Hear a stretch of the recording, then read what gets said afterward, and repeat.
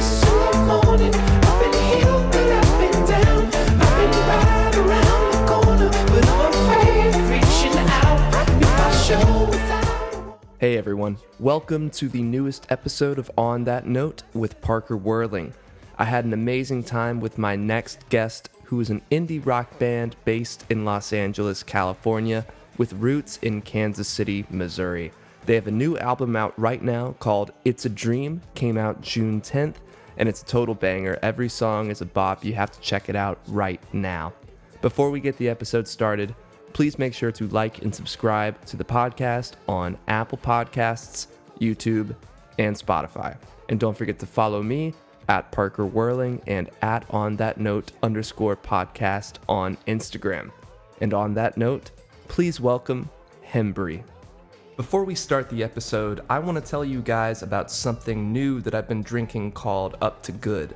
They're a sustainably minded brand making sparkling caffeinated drinks from upcycled cascara. If you don't know what cascara is, it comes from the exact same plant as coffee, where coffee beans are the seed and cascara is the fruit. This is what gives Up to Good its distinct tea-like flavor and also what naturally caffeinates it, which has been amazing for late night writing sessions when I need a little boost without the jitters, you know? They offer 3 all-natural flavors: cascara mint, lemon ginger, and hibiscus berry. My personal favorite is the cascara mint that I have right here. If you want to check them out, they're on Instagram at uptogoodenergy or order from their site, uptogoodenergy.com. You can even get $5 off their sampler box, which includes one of each of their sparkling caffeinated drinks, by going to their website, uptogoodenergy.com, and using the promo code OTN5OFF. That's OTN, the number 5, off. All caps, no spaces. So make sure to go to their website, uptogoodenergy.com, and use that promo code OTN5OFF for $5 off their sampler box right now. Cool. Hell yeah. I'm glad that we got everything set. I've got to get the click track. Alex has a click track in our ears. Hello, Parker. It's good to talk. Okay. We're at Bonus 120. points for the listeners if they can guess the tempo. Yeah. Oh, I just gave it away. Stock. That's called default. The old 120. I heard a story. I don't remember who the band was, but I heard a story about a band who didn't know you could change the tempo, so they made a full record at 120. Oh my god. Just 'cause they it were was like- probably all hits. Oh, definitely. 120 is the sweet spot. I know. I guess that they probably were just like, we picked the best tempo, 120, make it stock. If it's going to be one tempo. Although I don't know, though. I think, I really like the, slowed down versions of songs. So, the just slow, so honestly. chilled, reverbed. Yeah, exactly. Yeah, so, get it right around 60. Just right in half. Half that it. for me. That feels like just money in the bank. I love it. Yeah, I mean, why not? So remind me of everybody who's here, right? Isaac, Alexander, and Terry? Terry. Terry would be fun. That is so That would be a hard. fun name. That would be a fun name for me, but my name's Eric. Eric. Terry so is I was like amazing. two letters Yes. in there. Yeah, that's the E solid. and the R. Well, you know what? If you spelled Terry with an I, Oh, like a good middle-aged point. lady, Oh, yeah. then Yeah. you'd have 3 of There the you letters. go. So I'll just call you Terry. Terry for the rest of the interview. Terry Davis. Terry Davis. Perfect. That's fun. yeah. I like that. Dude, hell yeah. So we got Isaac, Alexander, and Eric from Hembree here with me, indie rock band from Kansas City, Missouri, but now based in Los Angeles, which is amazing. My previous hometown before I moved back to Georgia. I'm excited to talk to you all about It's a Dream! ! Your new album, which was released June 10th. It's awesome. The production is so clean, so catchy. Every song is amazing. And then I went and read an interview about you guys with The Big Takeover, and you were quoted saying, weirdly, it was the most collaborative and live record you've done, despite the creation process pretty much taking over, entirely over Zoom. So what was that like? What was that process, doing everything pretty much virtually? Yeah, it was weird. It kind of just became reality for a bit there. It was also strange because so much of it was virtual, and Alex and Austin live about 8 minutes from me. We work together all the time, but since it was in the heart of lockdown, it was, and especially early COVID days where we had people, we were like spraying down our groceries and stuff. So we were like, I guess we definitely can't work together. So we were still just on Zoom. Alex and his brother, Austin, who's our drummer, lived together. So they would work on stuff. They'd send files. At that time, Eric was still living in Kansas. So he would just send different files, and it was like a weird file sharing project. Yeah, it really was. It is kind of funny because it's just like, it was such like good practice though, because it is kind of an efficient way to work, but I think we missed all being in a room, but you would never guess that like very little of it was done live. Yeah. And a lot of those songs we'd never performed live before. Like they were all really just like kind of studio projects, but they just don't sound that way at all. And we just listened back to it and we're just like, man, you would just think we were all in the room playing that. But we were just sending and emailing stuff back and forth for, weeks, months at a time, because also the crazy thing about the album is we had so much time to work on it. We weren't touring or doing anything like that. We just had like a year to text to about what sound was perfect for track 8 at 43 seconds. And we would scrutinize over every little detail. We should post the text thread about the album order sometime. Oh, yeah. I mean, it would be a book because we had time. It just like with our first album, it's just like we had to get that thing done in like 2 weeks. Oh, yeah. We had to get the first record done really quickly, and we had a deadline from our record label and all this stuff. And then all of a sudden it was like, you always wish you had more time to finish an album, and we were given endless time. Right. Which I think we were aware that we had to call it at some point, though, and there was a line that we could cross where we might start messing stuff up. So we definitely did at a certain point just be like, all right, we're getting it mastered and we're done with this. But then that led to like what Eric said, artwork conversations and track list and everything like that. But it was great. I mean, we all really enjoy each other, so I think it was actually really kind of fun to have that to do when everything else was on hold. It was kind of like perfect for that album. Yeah. I feel like it was like that was how that album needed to be made, and I don't know if we'll ever really do anything quite like that again. But like for that album, it's just kind of what I felt like what it needed. Yeah, I recommend making the record of your dreams during a pandemic. Whenever the next one rolls around, I recommend it. But yeah, but just it was a very introspective album. Yeah. And it was a lot of time to think. Yeah, a lot of time to think there, and I think it turned out really cool. Yeah. For that, like I mean, I listened back to it, and I think it's really crazy, and it blows me away that way it was made. Yeah, it's super bizarre too because it's really new. Like in terms of the record is totally brand new and came out this year, but we really started working on it. I think we were supposed to start recording it in March of 2020, and that went on hold. Wow. And I talked to Eric for, I don't know, 2 hours one day about how we had 15 songs, but 8 of them were right, but there should probably be a couple more that we should write to make a record we were totally proud of. And then like March 12th or whatever, everything shut down, and I think I wrote like 15 more songs. We ended up having 30 to choose from, and that's why the deluxe edition is so damn long, because we were like, oh well, we got to finish this one, and the next record is going to be more concise. It's going to be like 10 songs again. But I say that, We'll see. maybe it'll be like a triple album. Was it crippling at all to have that much time? I think at a different place in life it could have been. I feel like we've been a band just long enough that we were able to kind of monitor ourselves and make sure we didn't lose sight of the kind of the main thesis statement of the record or the main inspiration and stuff like that. I definitely think in my younger days, it could have been pretty bad. I think it was really great creatively, but like every other aspect of that time was probably not good. But the one thing that was good was to get to sit and think and to really kind of just be like, okay, how can we make these songs the best we can possibly make it? Because we got nothing else to do right now. We're just sitting around, Yeah. It's like we might as well just keep working on these. So no, I think it was great creatively, but it was really tough. I know for everybody, every musician, every artist, though, not playing shows and not getting out, not talking to people, though, that was really tough, though. Yeah, and on our first album, we played a lot of the songs, for years before we even recorded them, and we had insights from playing them live, and okay, so people really react when we do this thing. And at this point, we're making this during COVID, and we have no clue how people are going to respond to anything. But I think it did force us to think entirely about the songs instead of like, oh, but when we hit this big note live, people go nuts. Like, who knows if that's going to translate to a recording. That's interesting. Yeah, it's like you're forced to kind of literally isolate and just look at these songs as isolated songs, and you don't have any reaction from anyone other than yourselves to bounce all these ideas off of.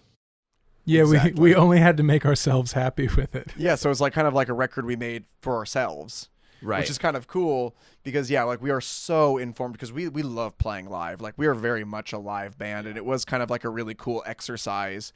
And it felt really weird to be like, we have no idea how this is going to be received. And then when we got out and started playing shows, late last year for the first time and starting to play a few of those songs, it felt incredible because there was a little bit of just like a nervousness about like, what is this going to be like? And then to see it like, oh, hey, this just sounds like us. It's just like our other songs too. Like in that way, when we're performing them, it's not like a totally like huge departure from what we're doing, and just having people get really into them and dance to them and sing along. And for the ones that have been out has been really cool. It certainly felt like a bit of a test though. Like the first time we played a couple of them, we got off the stage and I swear we were thinking like, oh, wow, good. They liked it. Yeah. You know? Oh, absolutely. We had no clue. Or the first time we played Operators. Yeah. Because we had a saxophone player. We had Marty, our friend, who a body who raps on that, and we had them all up on stage. And maybe having people like lose their minds when we did that full band of that was just one of the most satisfying. It was so satisfying that we hardly play the song unless we have the saxophone and his moniker is Body, but so if we refer to him as Marty, that's the rapper on that song. He's a great friend of ours. But now we're like, okay, we only do that song if we have the full team, the full arsenal. I mean, the sax and his verse really are such an integral part of that song. Absolutely. Yeah, they really drive the song, both of them. And that was another weird thing that happened just kind of because of being isolated. And Marty lives in Kansas. He's a great friend of ours, and I'm actually repping his band right now, Ebony Tusks. That's nice. Shout out, Ebony Shout Tusks. out, exactly. But he's played in a bunch of different bands that we really love and have always been really tight with. And it was kind of like, well, let's see what Marty's up to. You know, just like, exactly. Why not? And, it's kind of crazy too. Like the sax part is this guy, Hembree Solomon, who plays with Haim. And then plays in an amazing band called Thumpasaurus as well. They're so good. And they've been having a big moment with, their videos and stuff are incredible. So they're kind of blowing up on the internet, but, I've still yet to meet Henry in person. We've texted a million times and, weirdly just like hit him up. We had a bunch of mutual buds. Like, hey, I hear you're the sax man in L.A., and boy, is he. He played all over that album. He's so good. I mean, he's so busy. Like, I just don't know if that would have happened. I know. He was sitting at home, too. He's sitting at home, too, where you're just like, hey, let's just hit him up and see what he's doing. And, yeah, as we said, we've never met him before, but he's all over our album. Yeah. And that's so crazy to be like, oh, go ahead. He's all over the album, and we've never even met him before. Yep. And he's such an important part of the sound. Just of that digital record. friends. Yeah. And hilariously, he plays all the saxophone in the new Simpsons for Lisa Simpson. Oh, what? What a gig. Yeah, so I like to joke that Lisa Simpson's playing sax on our record. Yeah, you should have credited. You said shout out to Lisa Simpson for gracing us with your saxophone. Exactly. That's funny. I mean, this is the day and age where either are so many people you can befriend and work with online that you never meet. I mean, you guys are my 120th episode, and in reality, I've probably met some people when I started out. I already knew them, so there was that. But I would say a majority, 85% of the people I've never met, maybe more, maybe 90%. So wild. Well, that's going to change when we roll through Athens, Oh, Georgia. yeah, we'll be hanging. I can already tell. That's right. I'm actually going out to L.A. in November, so hit us up. You guys are there. We'll have to link up, yeah. We'll be here. If you're in Athens, for sure. Well, let's see. We're going to be gone at the end of November. Yeah, when you coming? The listeners need to know. The 10th, November 10th. Yeah, we'll be here for that, right? How long you staying? 5-6 days, I think. All right, we'll be around. We'll Hit make us something up. happen. It goes for all your listeners too. Hit us If up. anyone's listening Hit and us want to up. come hang, grab a sandwich with us, with Parker and Hembree, yeah. let's do it. I mean, honestly, I think that's a whole new podcast. The three of us sampling some sandwiches. There you go. Yeah, we'll just have like 10 different sandwiches. We'll rate them. The LA sandwich scene, as you know, is serious. It's very serious. Would you guys have some favorite LA spots? I would say that, well, it just depends what you're going for, but there's a spot, and it's probably because it's getting dinner time, but there's a spot called Wax Paper that makes a delicious sandwich in Frogtown. I live right next to Yeah. there, and I haven't been to Wax Paper yet, and I'm really missing out. Let me summon Alex real quick. Alex! Or the band. We have a band favorite. Was it Jeff's Table? Oh, Jeff's Table Every in Highland time we Park have is we get amazing. together, a lot of for like a big rehearsal, Chime we'll in get real Jeff's fast. Table over in Highland Yeah. Park. Your favorite sandwich in Los Angeles? Oh, You here's do the- it. You speak Alex, on my behalf. Speak on my behalf. no, Jeff's you- Table. Jeff's Table. Okay. Jeff's Table. Jeff's Table. There Everyone we go. agrees. Yeah, I that's haven't delicious. been a to great either one. Wax Paper or Jeff's Table. They're definitely like Northeast LA spots for sure. Yeah, so that's if a you, little bit out of the way for me. Totally. But Very out of the way at the moment. When does Wax Paper Very. close? I might need to go grab Yeah, that. you might have to get some tonight. No, move. we'll have to go check it out when I come out there. Yeah, man. I We're do want down. to ask specifically just about the album, because communication is such a key part of any process when making an album. You know, we got the whole band together. Somebody thinks this one thing, somebody thinks this other thing about a song, and you know you can kind of hash it out in person, but you guys were not in person for basically a year. I mean, what were like your communication tips? Like, what did you do to make that happen? Because I would imagine that'd be just taking it to another level, having to communicate very clearly.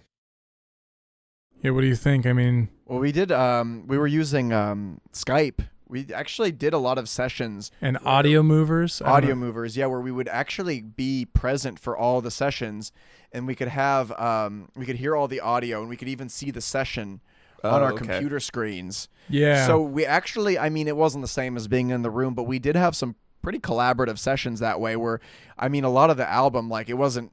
I mean, I think for the writing, it's a lot of Isaac on his own, but for the recording part of it, a lot of us would be on these sessions. Yeah, and we could see hanging the out. file, and we could hear everything that was going on, and we could just chime in and say, hey, why don't you try it this way? Or I'd be in my studio, and I'd have all my stuff pulled up, and I could be like, hey, here's an idea here, where we could kind of get that sort of thing, and that to me was crazy. Yeah, it's something that could only happen in the modern era because there's a plugin called Audio Movers. You put it into your recording session and it transmits a link with like super low latency.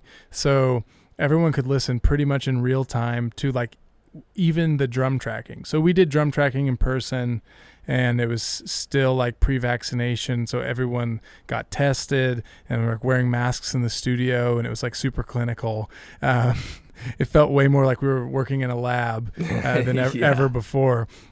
So we're working in the studio and doing the drum tracking, and then Eric and Garrett and then our co-producer Eric Hillman are all just chilling, listening to a web link. It just sends you like a web link that like you could just jam to while we were tracking. So it's I was just in Kansas, just like drinking beers, just yeah. sitting back and just listening to them, just track some drums or whatever Yeah, they because were tracking. it's just a It was web great. link, so you could just listen on your cell phone or whatever. So Wow. there'd be times too where if I wasn't doing the tracking, I'd just be, listening to our co-producer mess with different synth sounds and listening just like with iPod. That dates me. Throwback. Wow. Yeah. Throwback. Your iPod iPhone. Nano. iPhone headphones. Yeah. iPod Touch headphones. Yeah, the shuffle. The shuffle. Yeah. So I was listening to my iPod Shuffle. Yeah, we recorded the whole album on an iPod Yeah. Shuffle. Wow. So it's incredible. I would just be listening to him like sample different synth sounds and stuff, and then we had a recording text thread where people would be like, digging that one. I like that one. That's not the move. What was also funny too is sometimes you wouldn't know who was on the link.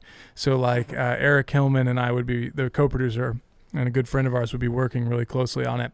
And then, like Alex would chime in and be like, you're ruining the song.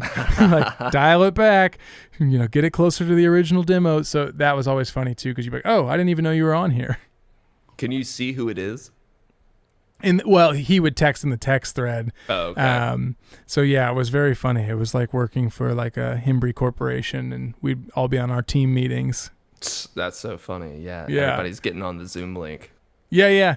And then occasionally, have a little celebratory, like a little work happy hour. So we were just some corporate rocker boys during COVID. Yeah, it was a very, very unique experience. And I don't know, what's funny is if we make this next album and it just like doesn't feel right or whatever, the one after that one, we might have to just like go back and just do it that way again, because Like, we do everybody, really love. no one's allowed to be around each other while we make this next We album. do love the way it turned out so much, where it is almost as like, Yeah. ooh, are we onto something here? Well, I guess one good thing was that everyone actually had time to think about what their parts were. Sometimes you get in the Right. studio and everyone's just like sitting there. You're like, do something. Yeah, there's like a lot of, when you're in a studio, as like a musician and you're around like a producer and all your bandmates, it's just like, it is like there's like a pressure to perform, where there is like a pressure to get it right fast.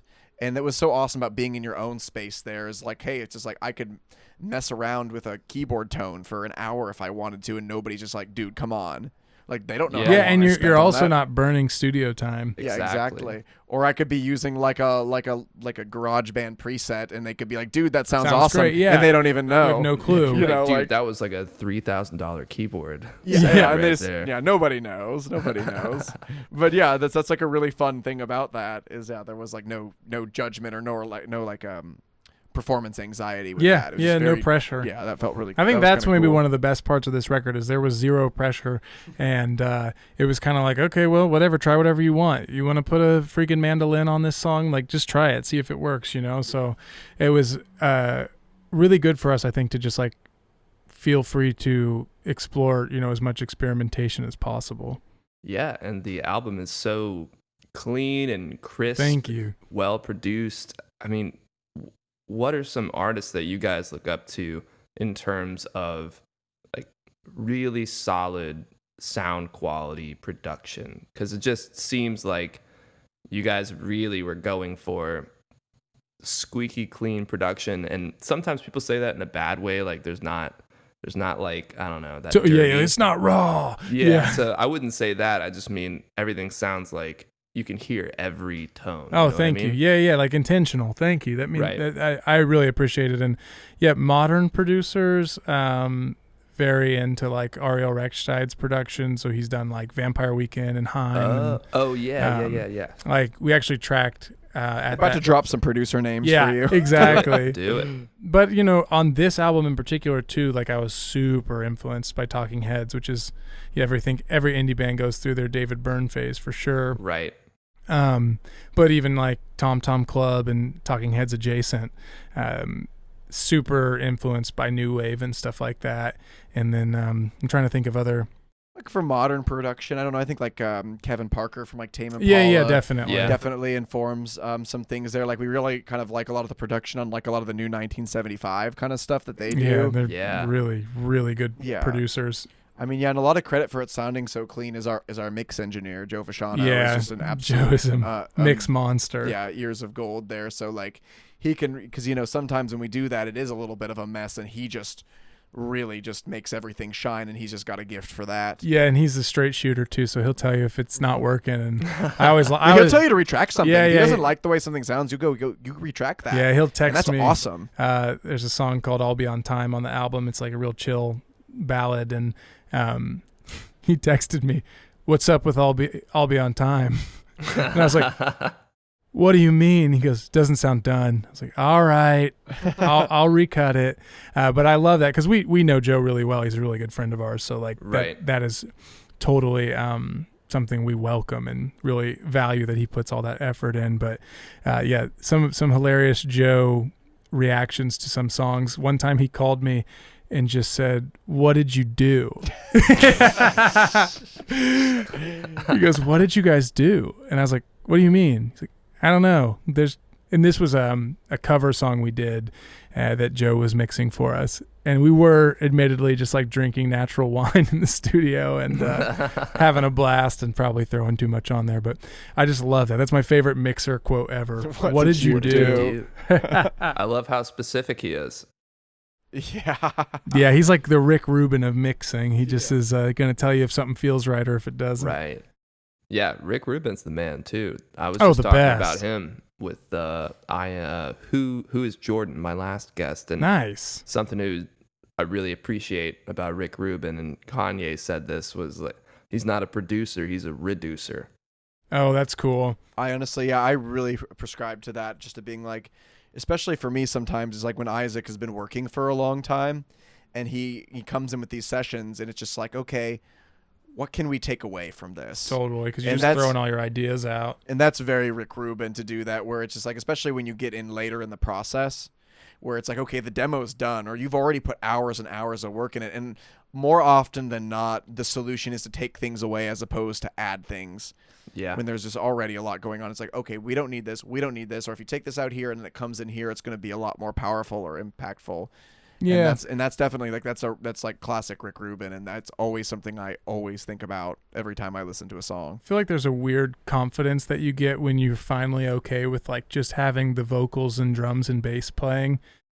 Yeah, that's a hard thing to like really feel confident about. Yeah, because it's so easy with modern software where you're just layering and layering and layering, and it all. What's weird with like modern software is that it can all sound pretty good.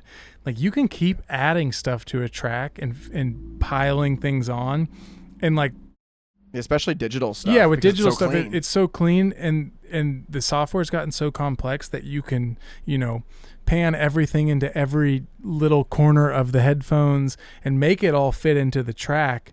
So I think on this new album, it was finally, and it's still busy. Like I think we're always like, okay, try to reduce. But I think more than ever, we finally felt confident to be like, all right, the verse is just bass and drums. It'll sound really good when the chorus kicks in or whatever, like, right. Or like there's a song Daylight, and I was laughing today because we were just actually working out how to play it. We've never played this song before. And there's like nothing going on in it. You're like, what's the verse? Like drums, acoustic, bass. That little sample. Yeah, so it's cool. It's cool that there's like 4 things playing. It feels great. Been trying to be more mindful of that. Like, okay, there's 5 of us in this band, so what could we all play? What could we, if we were doing this live? Like, okay, Eric plays keys and does a lot of sampling, so he's got 2 hands. So what could he do with 2 hands? And then what would Alex play on guitar? What would I play on guitar? And I'm down with layering. I will double things like crazy, but that's just stacking. That's just making parts bigger. It's funny. It's actually my brother said, he mentioned something about that. He's like, I like music where it feels like it feels like you can imagine a band playing it. That's cool. And I was like, and I never really thought about it that Yeah. way. He's like, I just don't really like music where it just sounds like it was made in a studio. I like that. And I do think that's what's so cool about this album is that it really does feel like that. Yeah. That it does feel like it's like, oh, this is being played by people. Yep. All in a room. And it's been fun actually working out these songs, because that's the crazy thing is we actually had practice before this, and we were working on we only have a couple songs left that we haven't played. Daylight, one of them, playing that for the first time. Yeah. And then just kind of also like it's cool to like kind of fall in love with the songs again. Yeah, it's a good reminder to go back to them. And because you have to kind of pick them apart to kind of figure out, okay, how are we going to do this? Right. And that was really cool, just being like, oh, this feels really great. Yeah, agreed. Do you feel like now that you've had a little bit of time since the release to look back on it and say, oh, this song I'm the most proud of? Do you have one that really shines out? It's so weird because I'm still into the deeper tracks on the album. And then after time, I'm kind of like, yeah, I think Reach Out's the best song. It's just kind of funny. It's funny how that works, right? Yeah. I'm very into like the deeper cuts on the record and stuff. But yeah, it's funny after time. You're just like, yeah, that one works. Well, it's funny because one of the other songs we haven't played yet that because I do a lot of like figuring out how we play songs live. So I'm really diving into our stems there and the mixes. And I think, Panic is a really, really cool song. And we haven't really, I don't know. Yeah. It's been like, we haven't played it live yet. And I'm just like, I hadn't listened to it for a long time. And I was like, man, this is a really cool song. And I had the same thought. That was really great. But no, I always go back to Reach Out. I'm just like that song. And it just kind of just sets the tone for the whole album. That's why it had to be track 1. Right. It does really set the tone. And then, Operators, dude. Operators. That's one of my faves slaps. too. And that's one of my faves. And then just like, just the ability to, bring in the sax, bring in Marty, get a little Damon Albarn Gorilla Z on it. I mean, that's a big influence that we could have there you go. brought in. Huge Blur and Gorillaz fan for sure. I actually thought of something funny when we hadn't put the album out yet, and when I would show my friends the songs on the album, I would either show them Reach Out or Operators based on whether they were a musician or not. If you were not a musician, I would show you Reach Out. If you were a musician friend of mine, I would show them Operators. Interesting. I would have maybe guessed the opposite, actually. I like that. Because I'm just like, oh, look at all these like crazy elements. Like, look, we got a saxophone. We got Marty Hiller's rapping on this, and they're just like, oh my god. But yeah, so that was kind of funny. Where it'd just be like, I'm out hanging out with my in-laws or something like that. I'm putting on Reach Out. Right. You're like, yeah. Eric has a really funny. It doesn't work for every song because you don't want every song to be a lake jam. Yeah. But the big bangers Eric likes to test out on the water. Yeah, get out on the beach. Just like get out on the beach, or just like get out on a boat or something like that, and just bring a Bluetooth hang out with some people. Yeah, bring a Bluetooth speaker. Couple beers. Because honestly, like a lot of top 40 music doesn't make sense unless you listen to it in that context. You're like, so it is kind of funny just to be like, hey, you want to know what song's a single? Let's go out and hang out on the beach or hang out on a boat or something and put all the songs on. And which ones are the ones where like, yeah. I guess I really like House on a Hill too. That one turned out really cool. I like the production of that song a lot. And then Alex sent over the original. We co-wrote that one together, and he sent over the original demo. And just thought the melodies were really, really cool. And that one was really collaborative between you, Alex, and Hillman. It went through a lot of transformations, like several versions of that song. That's like really satisfying, where it's just like, like we like it, but this isn't quite right. You work on it a little more, and you're like, yeah, it's not. And then you just like get to a point where like, yes, this feels great. It changed tempos like several times. Yeah, that's like the first thing you figure out. Pretty much is the tempo. Yeah, that's so annoying to have to change that later in the process. It changed after the drum tracking, I think, even. Like that was the most like rebuild, but we knew that the melodies were good. We thought the lyrics were cool. It was just kind of like, is this a big dance rock, like festival type song? We had a version that felt more like Tame Impala Let It Happen sort of thing that was just like really driving. But then it didn't feel like it totally matched the tone of the song. So sometimes it's like making new songs for whatever will be like the next record. I have to remind myself that some of the thought process was just like so essential, and the time to, edit and rewrite and recreate things. Sometimes I think now it's like, oh, life's back. Just like make more songs and make them awesome. And you're like, oh, remember how much time you put into this? And like the time was essential. Yes, absolutely. I think that's the thesis of this. Yeah. of that project. That was that album. But yeah, that's so funny about House on a Hill, because it was really like there was times where like, oh, this is like the worst song on the album and it's gonna get cut. But it's just like for whatever reason, just being like, no, we're doing this song wrong. Yeah, like this isn't right. And then to find where it's like, hey, it's one of our favorite songs at the end, and that's very satisfying. Yeah, it's one of those songs you just can't give up on. Sometimes you got to call it and be like, this song isn't going to work. We'll address it like in 2 years or something, Right.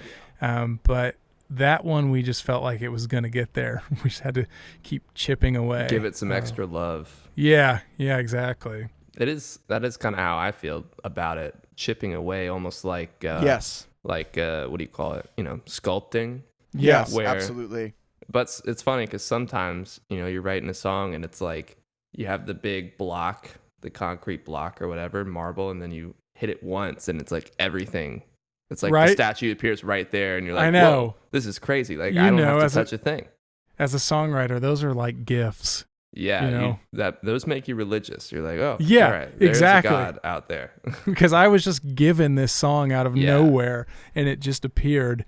Yeah, I wish those happened every time, but I mean, we always talk about it like one of our most streamed song, Holy Water. Like you made that in like 4 hours. Yeah. Like that was a song that like came together in 4 hours and was like, well, that's it, we got it done. So wild. And then like some songs, and then our other song that was streams a lot, I Can't Run Forever, is the polar opposite, where it was just like, no, we worked so hard on that song. Just 12 different mixes of it, and just like it's just every song's different. Every song is different, and it's just there's no like rule book on how to do it. When I started writing songs, I thought I think Eric and I were talking about this not long ago. Like when I started writing songs, like every idea was like the best song I'd ever written. Of course. And then now that I write songs full time and with Hembree and for other people and stuff like that, like every song I question if it's terrible, and I'm like, this sucks. And then somehow there's a breakthrough, and some of them turn out to be some of my favorite songs. But it's weird how that kind of changed. It's like, yep, this is just a song that I make. Yeah, it sounds like what I do. Yeah, and then but you've written so many of them at a certain point that when one really jumps out at you, there's a new song I was just wrapping up, and I texted Eric and I was like, hey, I never say this, but I think this is one of the best things I've ever written. And that's when you really, nowadays, after writing so many songs, you're like, all right, I know I got something good. If you really, if it hits you that way. Yeah, because you have the experience to know what that feeling is like when you are stoked, and then later you realize that's not really that great. Yeah, totally.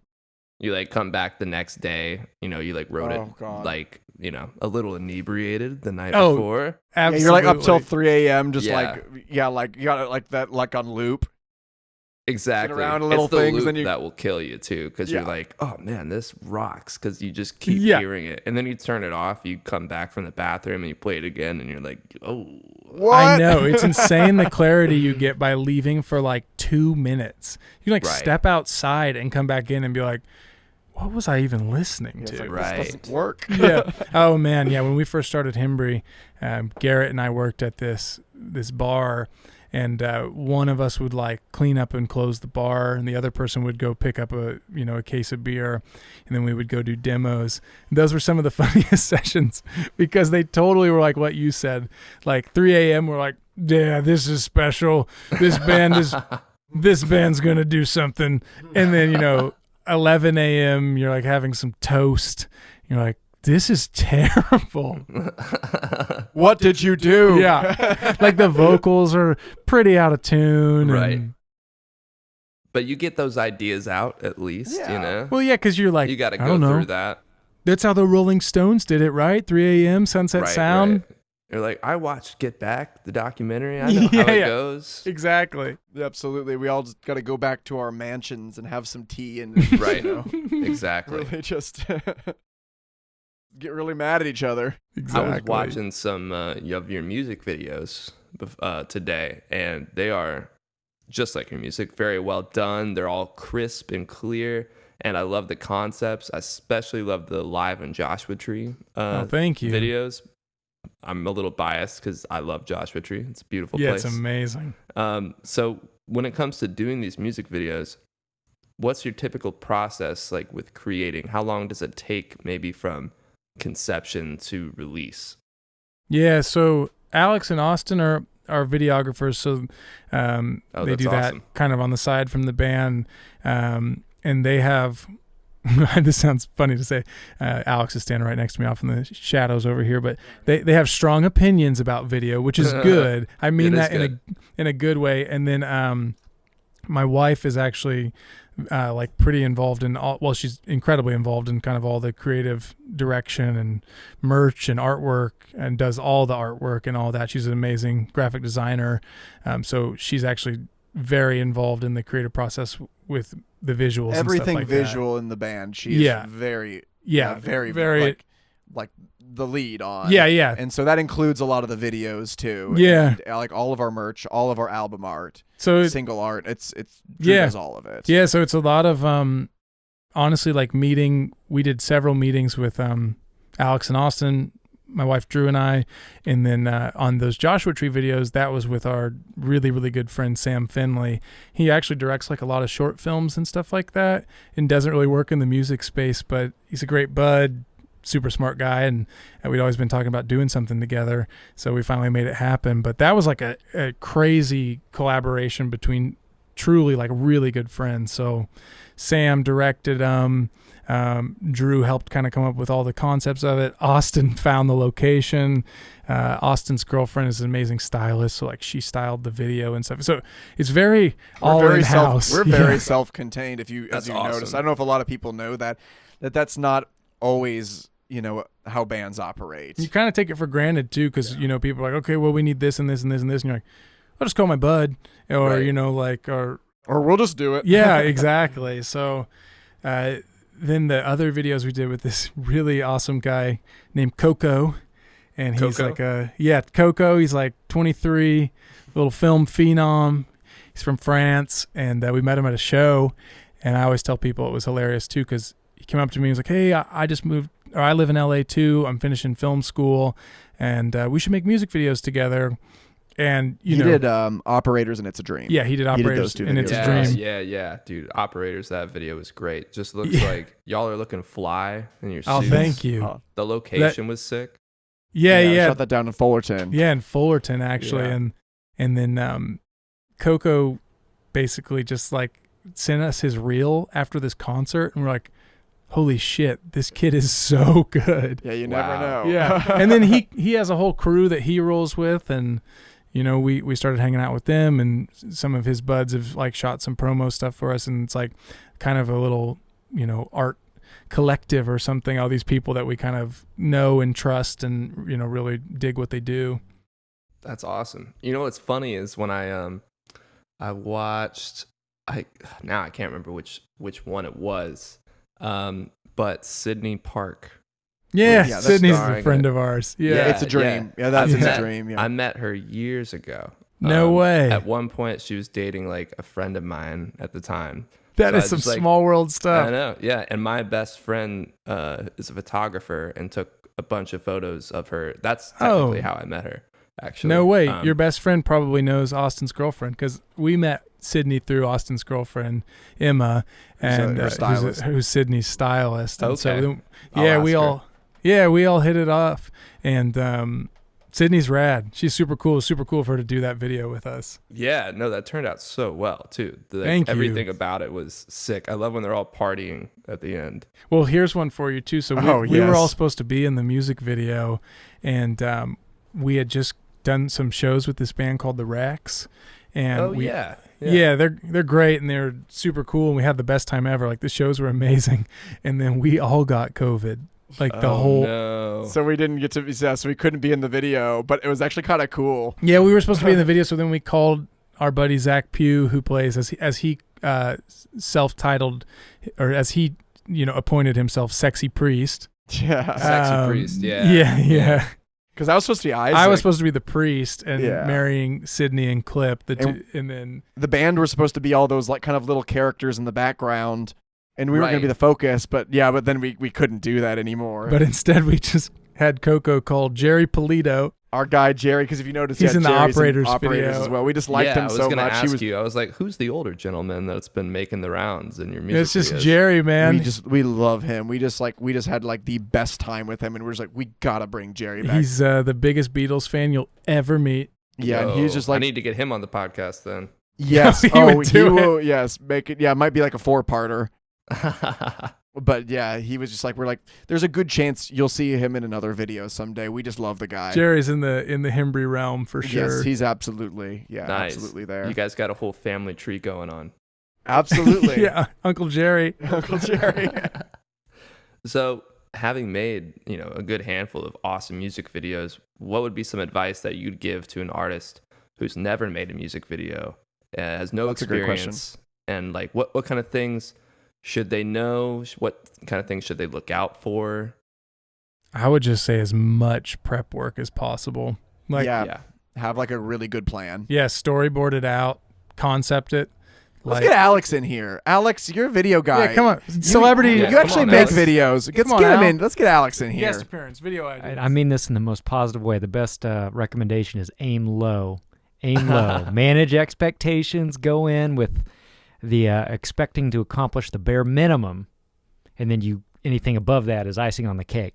And I mean that in the best possible way. That's good. That goes along with what Isaac said of just constant preparation for a music video. Yeah. Because no matter the best preparation in the world, you're still going to run into a time crunch, budget crunch. Something's going to go wrong the day of the shoot. So Always. just manage expectations, baby. Yeah, have like a simple concept. If you have a strong, simple concept and you stick to it, Nail a simple concept. it gives you flexibility there. where you don't have to do, because I think a lot of the times people do these music videos and they want to do so much, and you're like, hey, the song's already doing a lot of the work for you. It's about the song. And then it's like also just like, hey, you can just make a video of you guys, if you're like a band playing a song, and there's a lot of interesting things happening there and stuff like that. Like, you don't have to do too much there, but just have a strong, simple concept and just go from there. Yeah, and just find somebody to work with that you really Right. dig. Like, just figure out who's making the videos for, your friends' bands or whatever. And I don't know, just someone who shares a similar creative vision as you, I think just goes so far. Like, we really hit it off with Coco. Our friend Sam was amazing. That was so fun working with Sam. Yeah, so fun. Some great chemistry there. And then on the reach out video, that's some of our best friends, Tad and Jessica Carpenter, these amazing illustrators. Another thing that happened just based on at that point in time we were making the reach out video, we really still couldn't get together, and it wasn't really safe to bring a full crew together. So it was like, all right, how about animation? And they crushed it. That was one where Drew, my wife, and I met with them. I say met, like we're best friends, so we were just hanging. But that was one where we kind of pitched some ideas and some storyboard stuff, and then Tad sent back like 40 sketches, and it was just like kind of off to the races. Yeah. There's another good thing to talk about with whether it's videos. A lot of it's like when we started in a band, it was just honestly just a lot of it was just collaborating with our friends. Like you have your friends who do videos and they like your band and they want to help out, or you have your friends who are who's a photographer and you help out. And when you're early, none of you are very good at it at when you start doing it. And then we just kind of just kept doing it, and everyone just kept getting better. And you kind of feed off of that, I feel like we watched our friends grow so much too. If you look at the videos we were making, back, 10 years ago, or the photos we were taking, it's like not only have we gotten better at our music, our friends have gotten better at all of their stuff too. And that's been really cool to watch. Like you mentioned, we just talk about, oh, that's our friend. And just like building relationships with other artists. Yeah. Is really important. And if your band is good and they like your band, they're going to want to be a part of it too. Like if they believe in what you believe in, and it's a really just amazing. That's one of my favorite parts about being an artist is collaborating with all these other people. Like animation, I don't know how that works. Yeah. I don't know how they do what they do at all. It's like a magic trick, and it's really cool to be. And I'm so inspired by their work, where it's just like I'm seeing that to our music. I'm like, this is unbelievable. I'm just a fan here. Yeah, that was a really cool one. Yeah, it's so cool. And I think for anyone who's never made a music video, or if any buds you're working with, if you don't have the budget, just try your hardest to take care of them in any way you can. Right. Totally realize not every artist on earth is going to they're not going to have a big budget to make a music video or anything. But it's if you have a crew, try to take care of them. Make sure you got some food for them and stuff. Just things that can go a long way. That's the bare minimum. Having a solid crafty. Get a good craft. Alex loves a crafty. Get a good sandwich for them. Dude, that's the quickest way to get a mutiny on set is if you don't have any food. Yeah, exactly. I have a friend who does videos, and he has a really good quote about videos. He said, you can pick 2 of 3. Quick, cheap, good. Yeah. And you can only pick 2 of those. And that's really when you're early in a band, where it's just okay, you can make something good for cheap, but it might take the person months and months to do it. Or, it can be really, but if it's or it can be expensive. Yep. And good. But yeah, so it's you can really only get 2 of those 3, and you hope to get to the level where you can just get, everything. Yeah. But it's almost like it's impossible. When you're in the DIY phase. Yeah, the DIY phase for sure. Picking 2 of the 3 usually. Yeah. Yes, absolutely. And People doing each other favors. And cheap has to be one of them. Yeah. It has to be. Yeah. There's not really so it's a way quick or around good. that one. So you're really just picking, do you want it quick or do you want it to be good? That is very true. That is true. That's some great advice. I mean, it is hard to really do your first music video when you have no idea exactly what to expect. But I'd say that you've given some pretty good advice here when it comes to that. Thank you. Yeah. And on that note, that's going to take us over to the last 5, where I'm just going to ask you guys 5 quick questions, and we'll be done. Perfect, man. All right. I think I know the answer to the first one. In the studio or playing live? This is going to be, we got 3 Hembrees here. I'm a studio guy. Okay. Oh, that's Isaac really, says really studio. tough. I mean, I love playing live. It's a close second, but if you said you can only do one, I think I get so much joy from making stuff. I mean, yeah, and you're just doing it also. Like a lot of it's like in the comfort of your own home. Like traveling's great too. Oh my God, that shouldn't be such a tough question. I'm gonna say studio as well. Yep. 2 Alex votes for coming studio. in. I'll go playing live. Nice. One- You got to be Ward the Easy Brothers. one. Easy one. Playing You- live. So we're split here pretty much. I'm also a studio guy myself. Yes. But playing live, you get a rush. You know, There's- that rush there's- Yeah. is more of a slow build for the studio. Yeah, there's something you can't replicate for sure. Like, and I can sit and be like, oh man, this tour is going to be long or whatever. I mean, I still love doing it, but there's something about when you actually are playing for 45 minutes where you're like, never mind, it was all worth it. This is Right. awesome. You know? Yeah. Oh, it's just that's so tough because they're just like both the best things in the world, Yeah, they're and very that's tough. fun. That's really tough to choose between. It is a tough pick. That's why I like asking it. You can add writing into there too. I feel like that's Right. the other phase you can throw into there as well. Yeah. One guy I interviewed, he opted for that answer. He said Yeah. writing. I'm like, yeah, I get that too. Because sometimes once you're in the studio, you might find that it's coming along not in the way you hoped. Whereas the Mhm. writing phase, it's like this fresh. It's like, you know, the All the honeymoon, possibilities. honeymoon era of when you're dating Very somebody true. new. You know. That's You're like, very oh, true. all the possibilities, and then you go to the studio and you're like, oh wow, like I Our gotta first make this. fight. Yeah, our first fight. Yeah, exactly. Question number 2 is gonna be, what is a perfect album front to back? Perfect album You can name a front to few. You can name a back. few. I'd say Kid A to me Yes, is sir, my Radiohead. dude. Oh, It's just like it's a short album. I was going to say too. Radiohead too. I mean, but that one I'm so there's glad no I'm talking to you guys right now. there's like no filler on that album. I just feel like I have a lot of favorite albums, but I feel like when I think about this, sometimes I'm like, I feel like literally every second of that album is perfect, front to Mhm. back. Maybe it's not my favorite album of all time. It's up there. But for when I talk about, like, there's not a wasted second in that. Everything is just mind-blowing. I was going to say In Rainbows because I think Oh, that's he's pretty an In perfect Rainbows too. guy. That's Me what got too. me into Radiohead. Yeah, so good. I'm an In Rainbows guy, and then Kid A is my number 2. Yeah, so good. Only so because of good. Tree Fingers. I'm sorry. It's a little, I mean, it's a little long. It's a little long. Okay. I like instrumental music and stuff like Yeah, that. so And I feel that's like right it's up your such a alley. cool. Yeah, I feel like it's such a cool like break from it, and yeah, just like the concept of it is so strong. Yeah. But I guess we could talk about bands other than Radiohead. Otherwise, Blink Yeah. 182, Enema of the States, perfect front to back, no questions. Are you for real? I actually Smash Mouth, dude, for sure. Astro Lounge is. I actually tried to take it for a spin for the full record. The hits are big. The not hits, I don't not think so I've great. heard a single deep cut from Van Man, from them. not great. Walking on the Sun, though. Well, that's Yeah. the record before. Yeah, that's actually kind of a cool Oh, song. That's a well, sick before song. that. That's actually a pretty Yeah. That is a So sick the, song. the early stuff, man. Dude, Smash Mouth 97, man. Early Smash Mouth, bro. Come on. Early Smash Mouth, early Sugar Ray. Yeah, I was sort of.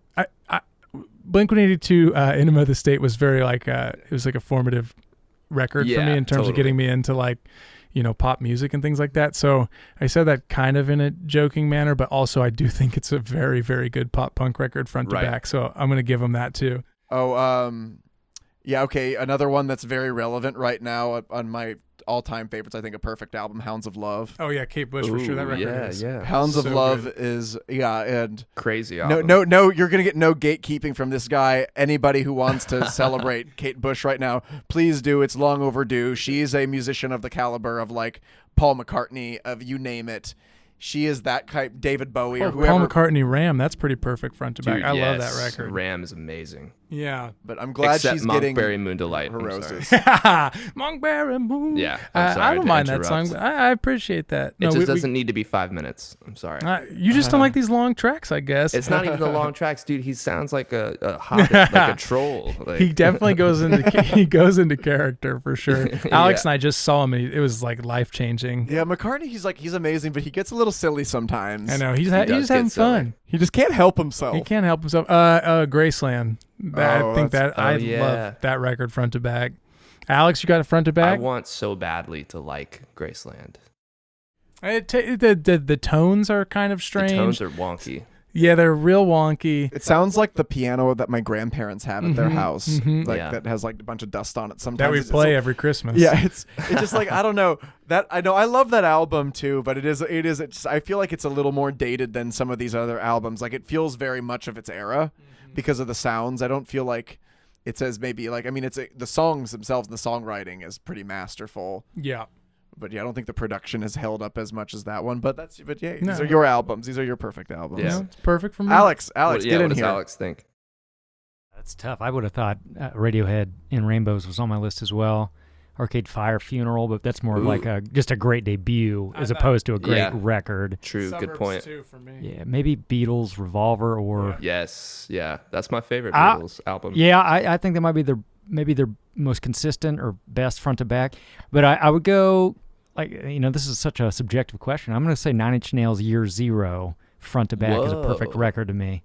Not the 9 Inch Nails record I would have guessed. Yeah, I know. Yeah, it's the one though to me is the most consistent. Like it's a straight up masterpiece front to back. I haven't even listened to that one. That's the deep cut too. You got to Yeah, give that is a that deep baby a cut. listen. I listened to the Downward Spiral the other day for the first time in years. That was Yeah, like, how'd that sit with you? It was awesome. Man, that's an intense listen right there. It's really intense. But I used to just like listen to that on the way to school, like as a senior. I'm like, Oh, at yeah, like we used to 7 play, in the like- morning. Yeah, Like, we used to what play was I video doing? games. Yeah, we played video games listening to Downward Spiral in the background. In retrospect, you're like, Jesus, Yeah, could that like, be this more shit is aggressive? Dark, dude. Yeah. Funny, that's how I feel about when I listen to Depeche Mode. I feel like I'm going to high school. Oh, 'Cause yeah. I was just like really, I was like that was like my music driving into the parking lot of my high school, and I just like associate with that. I'm just like, why did I do that? I just like ruined this album. Yeah, that's true. It is funny how suddenly you hear one song or an album and it takes you immediately back to a place because it doesn't quite, like for me, Radiohead doesn't take me to a certain place because I've loved them for years. Dude, I Whereas feel that Funeral by Arcade Fire is Oh. exactly what you just said, driving into It high brings- school. Yeah. like screaming along to the songs at the top of my lungs in my first car that I ever had, which is a really Right. cool memory. But it takes you back there and Right. stuff like that. And I would be like rotating the CDs between like Funeral and then MGMT Oracular Spectacular. that's a great record. And then Kanye Graduation, which might be a perfect record front to back actually. True. Yeah. That record has so many jams. It does. And Yeah. the production's that's out of control. Yeah, dude, Graduation's amazing. That has flashing lights on it, right? Mhm. That one? Yeah. Dude, that album slaps. I think yeah, let me check. I'm more of I a wanna get that Yeezus guy. Oh yeah. Oh, right. Let's see. Yes, dude, I fucking love Yeezus. And I just talked about that with my last guest. We were just nerding out about Kanye for a while. Oh, he's so good. Yeah. Oh, he's so freaking good. I mean, just like, yeah, you like want to hate him as a person, but I'm just like, just remove that. He's amazing. I went to the first Donda listening party. Really? Yeah, because it How was was in that? Atlanta, and I was in Atlanta, and it was like Oh, that's he crazy. announced Was that at it, the like, Falcon 3 Stadium? days. Yes, it was. And That's it was- right. Yeah. It's so weird. I was It like was watching very him on weird. Apple Music. He was like doing push-ups in a locker room. It was so bizarre. It was bizarre, dude, because it was just this giant white floor. You know, the floor was all white, and he's like dressed like a fire ant, just walking around, like, and he's playing all the songs. And dude, I don't know if you've ever been to that stadium, but it's not really meant acoustically for No, it's a concerts. giant Oh yeah. dome. Did it sound Man, terrible? It sounded like trash, like, which was so disappointing because I'm like, I just would rather have listened with headphones because you can't hear anything. Like I couldn't tell when one person was rapping and when someone else was. Oh, like man. somebody was freaking out because they were like, "Oh, he got back together with Jay-Z. He just rapped." I'm like, that I had no idea. Like I couldn't even tell it was Jay-Z. That audio system was built to play Crazy Train during a football game, Yes, and and nothing that is else. about And it. nothing else. Exactly. Oh, that's hilarious. But it was still, I'm glad I went just so I can That's say an experience I went, for sure. Yeah, that is an experience. It was interesting. Yeah, it was a good time. What are we on like question 2 right now? Yeah, 5? yeah. Like, Yeah, we're still on 2. It's okay. You know We're what's funny? chatting. I used to call it the fast 5, and it never went fast. I mean, you're gonna ask in deep questions about perfect albums. Like we could be here all night. Yeah. Like I've got like 10 more for you, so it may be Yeah. best. Well, don't worry. We got a few more that are going to take us a while. So I'll just move on to question 3, which is, who is your dream artist or producer to work with? It's a great question. I mean, I think for me, I think we can go back here to our last discussion. I have to pretty clearly say Nigel Godrich Oh, for a producer. Yeah, just Yeah. that is like Absolutely. such an amazing. Damon Albarn would be up there Oh for yeah, me. yeah, Damon True. Albarn. Yeah. Dream artist. I mean, modern artists, like I've talked about Haim so much on this call, but I think Danielle Haim's just like out of control good. Mhm. That'd be a crazy collaboration. Mm-hmm. Dream producers. I really like Ariel's production, and early producers. If you could like go back in time, I'm trying to think. George Martin. Yeah, George Martin. Quincy. Quincy Jones Quincy in Jones. his prime would be Yeah. insane. I love that I liked the Last Weekend record. I don't know what you guys think about Oh, that. it's great. Quincy was a co-contributor on that Was one. he? I didn't know Yeah, that. he was. Apparently, yeah, he's yeah, a contributor on the Harry Styles record too. Oh. I don't know what he's doing these days, Yeah. but he's in there. I think people just like having him in the room. Man, if I could have Quincy in the room, I'd have Yeah. him They there. probably just Quincy Jones. they probably just send in the songs, and he's like, "Yeah, it's good." And then they're like, "All right, Yeah. he signed Yeah. off. He signed off. We got Q. We got the cue." Maybe is it James Murphy? Maybe. Oh yeah. Oh, yeah, yeah. for LCD Sound Trent System. We're Reznor? big. Yeah, Yeah, I would have said James Murphy. Obviously, sure. Trent Reznor. yeah. Nice. Or like a David Byrne. It'd be cool to work with him. But I'll also do a realistic one. We have a good buddy named Fraser who plays in a fantastic-based, I think they're out of Brooklyn, band called Malagrace. He's a producer, and this is one of those that we could just call him up and ask him to produce Hey, our if you're, record. if you're But we listening have- to this right now, But we have that's one of those that we were talking about collaborating with friends and people we know. He's a phenomenal producer that I think would be really cool to work with him on something in the future.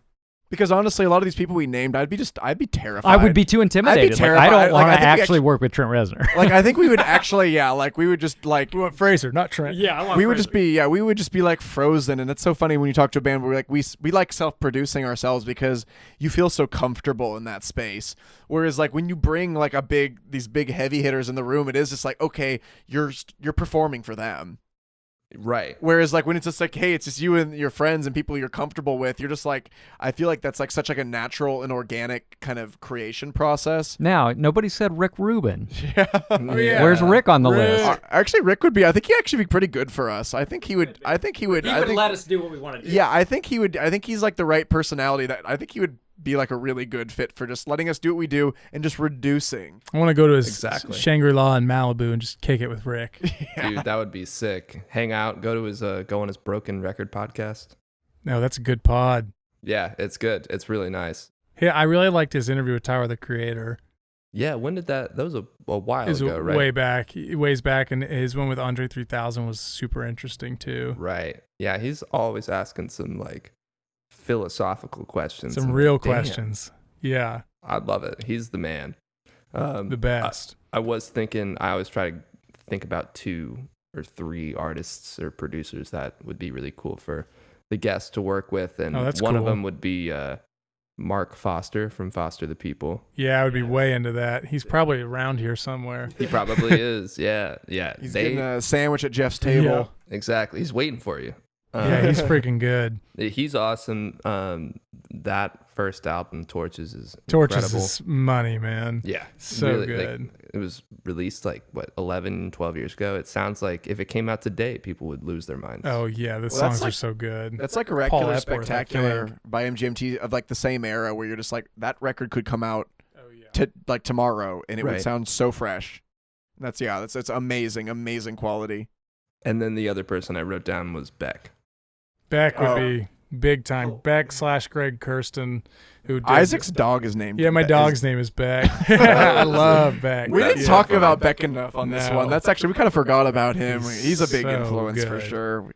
Yeah, Beck is one of those guys I've really tried to like have an album of his that I'm like, yes, like this is amazing. And it's like I like him, but I'm like trying to like find, you know how you just need to find Back one up. thing. Sea Change is a perfect album in my opinion. Oh, he's going. Sea Change? Sea Change, yeah. Oh, Sea Change. Yeah, Yeah, that's his like acoustic one. That Oh, really sad. interesting. it's so good. That's my favorite Beck album, and I think it's basically a perfect album in my opinion. Like it's Huh. Is that about, Nigel also. I don't know. I think Nigel. I Really? don't know if he did that one or not. It's very good, man. Yeah, I like. I know Mellow Gold was the one I'd always try to get into. I And like it's, Mellow Gold, but It's good, but it is a little rough around the edges, you know? yeah, Which that's is kind of cool. Have you listened to Sea? I give Sea I- Change a spin. Give Sea Yeah, Change I a know spin. this album cover. I'm looking at it right now, Yeah. but I don't think I ever listened to it. Yeah, I think that's like I like Beck, but that's like my favorite album of his by like a lot. By like a pretty wide margin. Like I adore that album. That's an all-timer for me. He's so freaking good, and he's Nice. so versatile. He can do Yeah. like acoustic music, or like I always thought it was funny on Colors. That's the record with Greg Kurstin, right? With Dreams on it. Yeah.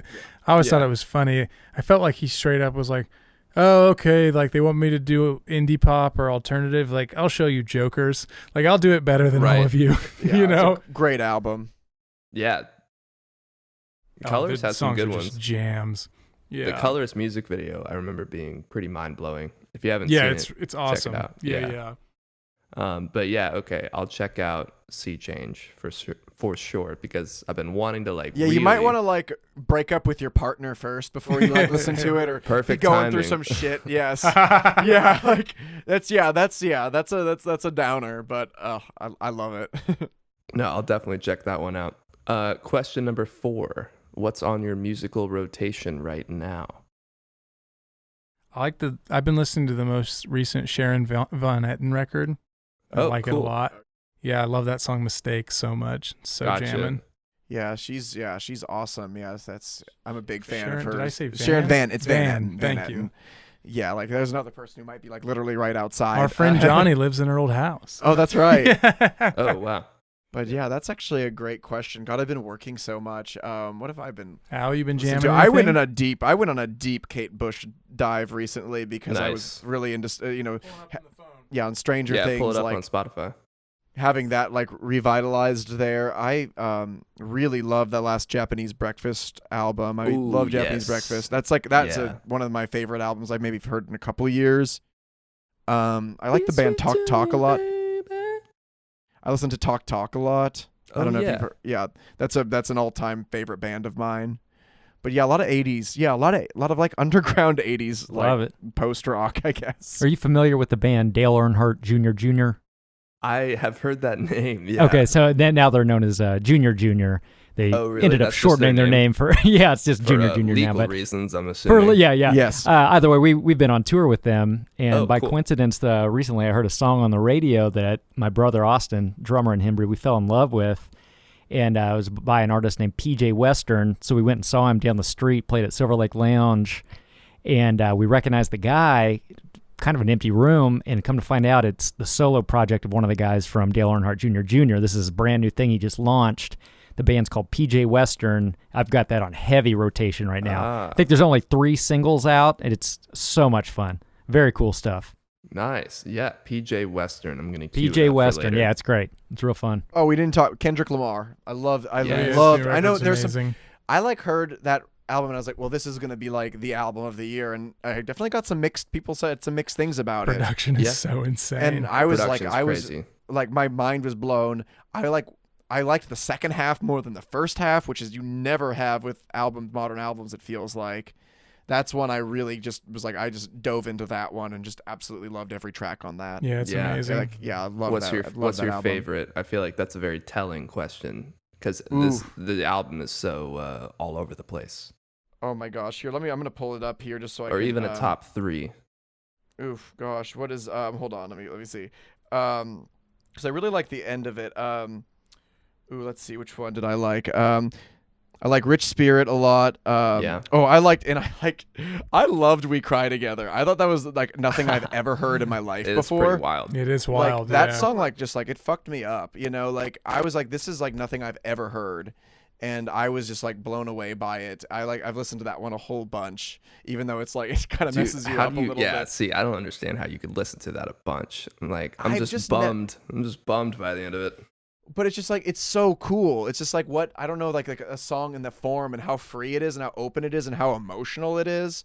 It's so different from anything I've heard. And I just feel like when you're working around music constantly, there's just so rare where you hear something where you're like, I haven't heard anything like this. He went like true. The extreme art, like, Yes. which is super cool. You know, Right. he could, Yeah. it's like, he didn't have to do that. It's very cool that he chose to just be like, I'm going to be entirely in this for the art, which is awesome. Yeah, the Heart Part 5, I like that. I like that one a lot. Yeah, I mean, it was like a gift when someone who has, who's that famous and has that many resources decides to make something like that, unique, and just to go that far and to really like challenge, the boundaries of their genre like that. So I was just like really blown away, and then I just like talked to some people who just did not get that out of it. And that kind of was like, I was like, oh, really? Like, that didn't just like completely blow your I mind? feel like Donald Glover could have just continued to do like Childish Gambino in kind of that original form, and he also was like, I'm going to make the most creative thing you've ever heard. This is a couple years back now, but that dude's wildly talented. Childish just love Gambino that. for sure. He's Dude huge. is so talented. Isn't it nice when people who are like really like famous decide and like have a lot of money and resources decide to make something really good? Oh, it's so cool. Just like, Do you we're just guys- gonna use all my power to make something good. Do you watch Atlanta? I've only seen the first 2 seasons. Are there 3 seasons now? There's there a 3 new one now. out? There's 3 Yeah, I new one haven't just seen came the out. third. I I haven't need seen to get The caught 4th up on one it. is about to come out because 3 and 4 were like so close to each other. The first 2 I absolutely loved. It's unbelievable. Season Another 3 thing is where also it's like, great, dude. yeah, I got to check it out then. I keep meaning to watch it, and then I don't know. People are like, you got to watch the new Stranger Things. Yeah, I mean that's pretty good too. It was great. Very No, different purposes, Very different shows. Yeah, But and I heavily recommend Atlanta. It is one of the most Yeah. interesting. I loved seasons unique 1 and 2. shows. Yeah. So I mean, season 3 is just like the other seasons. They just kick it up a notch. But the only difference is there's a lot more like episodes where the main characters have nothing to do with it. That's cool. Season 2, I don't know if you remember. Sometimes they would have I like, loved those almost episodes. like short films where it has Yeah. nothing to. So there's like more of those in season 3. Oh, which that's cool. is cool if you like it. Maybe Yeah. not if you don't. But either way, they're still great. I always like the departure episodes. So I have to imagine the music in that show is incredible. It is. I mean, yeah, they handpick some really great songs. And he'll leave little like Easter eggs of his own songs and his own like artwork just like across episodes. It's really cool. Oh, that's great. Yeah. Yeah, that dude's amazing. All right. What was the question? I don't know. What's on your musical rotation right now? Oh, nice. Yeah. Yeah. I'm a big soundtrack guy, honestly. So Really? I get into that. Like, I mean, that's Stranger Things. I think that's the best part of the show is that music is absolutely insane. Like, I will listen to the music from that on its own. Or like Yeah. I'll listen to soundtrack music on its own if I really, really like it. And that's just that's been- huge. Yeah. And I'm a synth guy, so obviously. That's true. Exactly. Yeah. I love how I've the been theme listening to the song is just Cars. like an arpeggio. Yeah. Yeah, it's just an arpeggiator. It's with Survive. I don't know if you've really checked out their stuff they do. No. The band that makes the music for Stranger Things. Like they have albums and songs out that are just awesome. Yeah, That's they're the cool. best Really- gig they ever got, man. Oh, Yeah, without a doubt. It's But a no, life they're- changer. The stuff they do on their own though is phenomenal. Though Yeah. just a phenomenal instrumental electronic music. Just really cool stuff. Joe Keery's really good. Yes, his band, DJO. his music So is sick. awesome. Yeah. I'm stoked for his new album that's coming out. I don't know. I want to hang out with that guy. His music's so rad. He I seems like know. a cool dude. Based He's- off of a couple interviews I've seen. Seems like a great one. Chicago band dude. Oh, Can't yeah, go that's wrong. true. He Can't was go in wrong. Post They're from Animal? Chicago? I think so. I didn't know Yeah, that. Post Animals from Chicago. Yeah, they're That's they're right. awesome. He was I in saw- Post Animal. Yeah, they're really good. They're a really sick band. Yeah. Yeah, I don't think he's with them anymore though. No, See, I don't I think mean, so. wanted to focus on being a movie star. You know? Yeah. Who could blame him? Idiot. You want to get back in the van, Joe? He's like, I'm gonna start my own. Actually, He's like, you And know, we're I'll do all my gonna own look thing. like and clones. yeah. All right, last question here before we're out is, what's your favorite decade of music? Ooh. That's a kind of an easy one for me. I'm gonna 80s. guess 80s. Yeah. Yeah, 80s. That's an easy one. Yeah, I'm pretty drawn to 80s music too, and I don't really know why, and I don't know why we were all from Kansas and into like 80s music and Brit rock. I have no idea, but it just kind of resonated with me. I mean, I like the band, like The Police is one of my favorite bands ever. Yeah. I really like Blondie. I don't know. It's like that. I guess it's almost like that late 70s into 80s for me. Like I love the beginning of new wave and stuff like that. Well, I think my theory on the 80s is it's just like I feel like it was just the like the climax of like analog music before digital music kind of got introduced. It's like, you know, when you watch Jurassic Park, the original one, it looks so good because everything is like animatronic and stuff like that. And then immediately after that, they started using CGI for movies, and then everything kind of started looking bad because they didn't quite know how to do it yet. And I feel like in the 80s, you just have these people who are just masters of like analog synthesizers, of tape recording, and they've been doing it their whole life. And this is just like the best that music could get. And everything and all the electronic music was so new and so fresh. And it's just such a cool sound. And I think everything there it sounds like, it is like, okay, it sounds dated. It all sounds very 80s, but it sounds so good. And the music just feels so good because it's like electronic, but it's like also natural. And it's such a cool juxtaposition there. And then it's not just that. I mean, there's like really good rock music in that era too. Oh, yeah. We're talking about like Paul Simon. Like he's doing like acoustic, like the most natural, like it's stuff like that, or Talking Heads. There's just a lot of, I just feel like there's just a lot of really fresh, cool sounds from that era. I guess I'll go 2000s actually. Who does that? The rescue. It rescued the shit of the 90s. Came back with rock and roll, danceable rock and roll that was kind of a throwback to the 80s for the first time in a decade. Are you talking like Strokes? I'm talking Strokes, Franz Ferdinand, Block Party, Arcade Fire, Killers. Like just the whole, the Killers, the whole rock revival, new wave rock revival. It was basically a throwback to the new wave era of the 80s. Era. Yeah. Great. That's 2000s true. were great. MGMT. Yeah. They're going 80s too, like 80s. Postal Service. Oh yeah, Postal Service That's a was big awesome, influence. dude. Yeah. I So got good. into them late. Like I learned about them like 2 years ago, and Oh, that's freaked out. amazing. I was like, whoa! It's how a great have I discovery. skipped over this. Yeah. My friend, my shout out to New Beat Fund. Do you know them? They're in L.A. They produced a few I've of my heard that tracks. band name. Yeah, Yeah. sweet, nice. They I've have heard a that name. studio at Sound City Studios. Oh no way, that's Yeah, amazing. it's sick. Yeah, you guys should meet them. They're just Yeah, great would love dudes. to link up with them. But yeah, they I was with them in their studio, and I don't know, we were just talking about music, and they were talking about the Postal Service. I'm like, yeah, I never actually listened to them. They're like, what? You've It's never unbelievable. listened to them? They're like, they were just one of those bands where they made one album and like It was perfect. nailed it out of the park. We're And back to question one. But yeah, that's funny. I guess I- so. I, yeah. No, Yeah, my wife had never heard Postal Service before, and she likes Death Cab, and I was like talking about them. She's like, "What?" She had no idea what I was talking about. I put it Oh, on that's funny. again recently, and it was just like it was really cool to like relive those through her hearing it for the first time, and just Right. like how awesome. Yeah. and Jenny Lewis is on it. It's just I know. amazing album. Alex's pick is interesting. You got like Arctic Monkeys in there.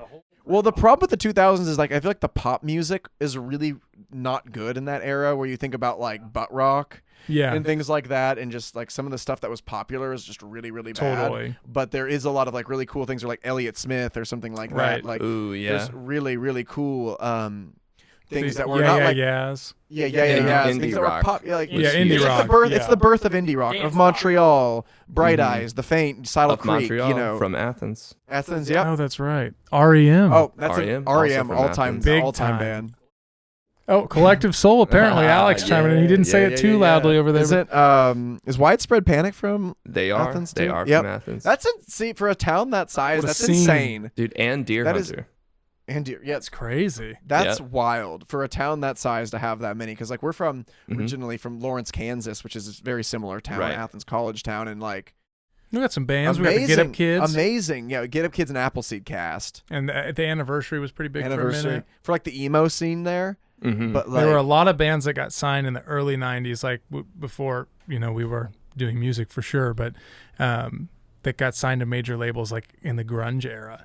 from Yes. our Oh, hometown. wow. Yeah, Paw. Yeah. There's a band called Paw. There's a band called Stick. Frog Pond got signed. Yeah, it's wild. There was in that like who's going to be the next Nirvana thing. Right. Major labels like scooping up a billion bands. But it's kind of cool though. It's just like with a town of like, that small where you have that many things Right. coming out of them. You're just like, what is going on here? Like, this is so strange, and it's really It is cool. What is wild. Michael Stipe doing? How's he doing this? I know Yeah. Athens is that seems like a magical place. We gotta go, Dude. We gotta go. Danger Mouse as well, I learned. No, Really? Yes, Danger. no. I don't way. know if he grew up here, but I know that they kind of claim him because I think he went to Georgia and he was doing a lot of stuff here. Nice. Okay, That's went to college cool. There. So he's yeah, I mean, they another have like one. a little walk of fame with the names of all these amazing artists who basically blew up here. And I didn't know that Danger Mouse was one of them. That rocks. Yeah, He's unbelievable. Add him to the list of would be amazing to great work with. producers. Yeah, he's So got like good. a wild studio in Laurel Canyon, like that Oh, apparently that's rad. not controversy. What's the word? A conspiracy of like his studio was like a lab underground back in the 60s Whoa. where they tested LSD and stuff. I don't know if that's true, but that's just like a little fun. That's a fun lore fact. for you. Yeah, I like that. Yeah, Well, one I day, hope hopefully, it's we'll true. find out. Yep. Hopefully, we'll get down to that LSD layer with Danger Exactly. Mouse. Take some LSD with Danger Mouse and make some music. Make a hit. Make some hits. That sounds really nice to me. Exactly. Sounds like a great plan. We were promised LSD. yeah. Danger It's Mouse? like, who the hell are you? Oh, Yeah. Parker where's sent CeeLo us. Green? Well, Hembree, I think that's gonna wrap us up here. On that note, we've probably gone almost an hour and a half, which is Oh my amazing. goodness. It's been great, man. Oh, we love this. No. We love this. I Let's get some appreciate you guys sandwiches when coming you're in on. LA. Yes, sir. Yes, sir. I'll be in November 10th, so I'll be there for like 5 days. So we'll make sure to Perfect. grab a sandwich at the Wax Paper when I'm out there. Let's do it. Absolutely. Let's do wax paper and Jeff's table. We'll do a little sandwich shootout. Yep. Yes, sir. That sounds awesome. I appreciate you guys. Hembree coming on. Everybody needs to check out It's a Dream new album that's out right now. It's amazing. You're gonna dance the night away listening to this album. It's awesome. Thanks, Parker. Thank you guys. All right. I'll chatting. talk to you guys later. I'll see you in LA. Thank you again for joining me for another episode of On That Note with Parker Whirling. If you haven't yet, please make sure to like and subscribe on YouTube and Apple Podcasts, and you can even leave a comment down below to let me know who you're listening to. On that note, I'll see you guys next time.